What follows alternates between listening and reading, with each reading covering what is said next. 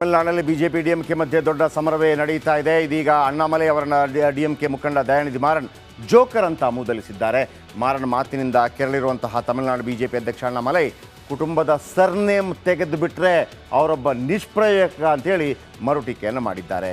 ದಯಾನಿಧಿ ಮಾರನ್ ಹೇಳಿದಂಥ ಹೇಳಿಕೆ ಅದಾದ ನಂತರ ತಮಿಳುನಾಡಿನಲ್ಲಿ ಕೇಸರಿ ಕಮಾಲ್ ಯಾವ ರೀತಿ ಆಗ್ತಾ ಇದೆ ಅಂತಂದರೆ, ತಮಿಳುನಾಡಲ್ಲಿ ಅಂದುಕೊಂಡಂತೆ ಕೆಲಸ ಮಾಡ್ತಾ ಇದೆ ಬಿಜೆಪಿ. ನರೇಂದ್ರ ಮೋದಿ ಭಾಳ ಇಂಟ್ರೆಸ್ಟಲ್ಲಿದ್ದಾರೆ. ಜಯಲಲಿತಾ ನಿಧನದ ಬಳಿಕ ಅಣ್ಣಾ ಡಿಎಂಕೆಯಲ್ಲಿ ಬಿರುಕು ಬಿದ್ದಿತ್ತು. ಅಣ್ಣಾ ಡಿಎಂಕೆ ಬಿರುಕನ್ನೇ ಬಳಸಿಕೊಳ್ತು ಕೇಸರಿ ಸೇನೆ ಏನು ಮಾಡ್ತು ಅಂತಂದರೆ, ಆರಂಭದಲ್ಲಿ ಅಣ್ಣಾ ಡಿಎಂಕೆ ಜೊತೆ ಬಿಜೆಪಿ ಮೈತ್ರಿ ಮಾಡ್ಕೊಳ್ಳುತ್ತೆ. ಅದಾದ ನಂತರ ಕಾಲಾಂತರದಲ್ಲಿ ಅಣ್ಣಾ ಡಿಎಂಕೆ ಜೊತೆ ಮೈತ್ರಿ ಮುರಿದುಕೊಳ್ಳುತ್ತೆ ಬಿಜೆಪಿ. ಅದಾದ ನಂತರ ಪಳನಿಸ್ವಾಮಿ ಮುಖ್ಯಮಂತ್ರಿ ಆಗಿದ್ದಂಥವರು ಪನ್ನೀರ್ ಸೆಲ್ವಂ ಜಗಳದಲ್ಲಿ ಬೇಳೆ ಬೇಯಿಸ್ಕೊಳ್ಳುತ್ತೆ ಬಿಜೆಪಿ, ಒಂದು ಎಂಟ್ರಿ ಕೊಡುತ್ತೆ. ಅಣ್ಣಾ ಡಿಎಂಕೆ ಜೊತೆ ಅಂತರ ಕಾಯ್ದುಕೊಂಡ ಪನ್ನೀರ್ ಸೆಲ್ವಂ ಮುಖ್ಯಮಂತ್ರಿಯಾಗಿ ಕೆಲಸ ಮಾಡಿದಂಥವರು.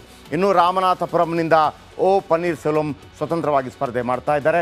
ಅಣ್ಣಾ ಡಿಎಂಕೆ ಸೈಡಿಗೆ ತಳ್ಳಿ ಪ್ರಮುಖ ಪಕ್ಷವಾಗ್ತಾ ಇದೆ ತಮಿಳುನಾಡಿನಲ್ಲಿ ಬಿಜೆಪಿ. ಡಿಎಂಕೆ ನಾಯಕರ ಟಾರ್ಗೆಟ್ ಮೋದಿ ಮತ್ತು ಅಣ್ಣಾಮಲೈ. ಹಾಗಾಗಿ ಇವರಿಬ್ಬರನ್ನ ಟೀಕೆ ಮಾಡ್ತಾ ಇದ್ದಾರೆ. ಅಣ್ಣಾ ಡಿಎಂಕೆ ನಾಯಕರ ಬಗ್ಗೆ ತಲೆ ಕೆಡಿಸ್ಕೊಳ್ತಾ ಇಲ್ಲ ಡಿಎಂಕೆ. 2025ರಲ್ಲಿ ತಮಿಳು ರಾಜಕೀಯಕ್ಕೆ ದಳಪತಿ ವಿಜಯ್ ಕೂಡ ಎಂಟ್ರಿ ಕೊಟ್ಟಿದ್ದಾರೆ. ವಿಜಯ್ ಟಾರ್ಗೆಟ್ ಮಾಡ್ತಿರೋದು ಡಿಎಂಕೆಯ ಮತಗಳನ್ನೇ. ಸೊ ಹಾಗಾಗಿ ಬಿಜೆಪಿಗೆ ಅದು ಲಾಭ ಆಗ್ಬೋದು, ಗೊತ್ತಿಲ್ಲ.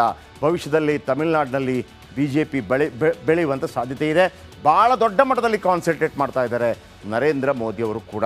ಮೊನ್ನೆ ನೀವು ಅಲ್ಲಿ ಪ್ರಚಾರ ಕಾರ್ಯದಲ್ಲಿ ಕೂಡ ನೋಡಿದ್ರಿ. ಇವಿಷ್ಟು ಈ ದಿನದ ಕರ್ನಾಟಕ ಪ್ರೈಮ್ ಟೈಮ್. ನಾಳೆ ಇದೇ ಸಮಯಕ್ಕೆ ಮತ್ತೆ ಭೇಟಿಯಾಗೋಣ. ರಿಪಬ್ಲಿಕ್ ಕನ್ನಡ, ಇದು ನಿಮ್ಮ ಧ್ವನಿ. ನಮಸ್ಕಾರ, ಕರ್ನಾಟಕ ಪ್ರೈಮ್ ಟೈಮ್ಗೆ ಸ್ವಾಗತ. ನಾನು ಜಯಪ್ರಕಾಶ್ ಶೆಟ್ಟಿ. ಇಡೀ ಕರ್ನಾಡು ಇವತ್ತು ರೆಬೆಲ್ ಆಗಿ ನಿಂತಿದೆ. ಈ ಹಗರಣಗಳನ್ನು ಸದನದಲ್ಲಿ ಪ್ರಸ್ತಾಪ ಮಾಡಲು ಕೂಡ ಕಾಂಗ್ರೆಸ್ ಹಿಂದೇಟು ಹಾಕಿದ್ದೇಕೆ? ನಿಮ್ಗೆ ಸಂಬಳ ಅದಕ್ಕೆ, ನಿಮಗೆ ವಾಹನ ಅದಕ್ಕೆ, ನಿಮಗೆ ವೆಪನ್ ಅದಕ್ಕೆ, ನೀವು ಅದನ್ನು ಸೆರೆ ಹಿಡಬೇಕಾಗಿತ್ತು.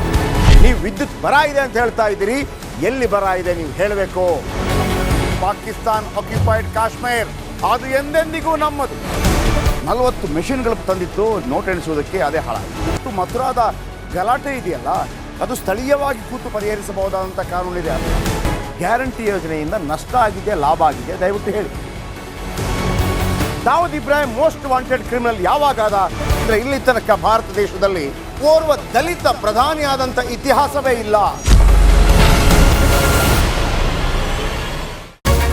ರಿಪಬ್ಲಿಕ್ ವರ್ಲ್ಡ್ ಆಪ್ ಇದು ಕೇವಲ ಅಪ್ಲಿಕೇಶನ್ ಅಲ್ಲ, ಸಮಗ್ರ ಸುದ್ದಿಗಳ ಸಂಪರ್ಕ ಮಾರ್ಗಕ್ಕೆ ಕ್ರಾಂತಿಕಾರಿ ಬದಲಾವಣೆ. ರಿಪಬ್ಲಿಕ್ ವರ್ಲ್ಡ್ ಆಪ್ ಕೇವಲ ಸುದ್ದಿ ಅಪ್ಲಿಕೇಶನ್ ಅನ್ನ ಪರಿಚಯ ಮಾಡ್ತಾ ಇಲ್ಲ, ಬದಲಾಗಿ ಡಿಜಿಟಲ್ ಸುದ್ದಿ ಬಳಕೆಯ ಹೊಸ ಯುಗಕ್ಕೆ ನಾಂದಿ ಹಾಡ್ತಾ ಇದೆ.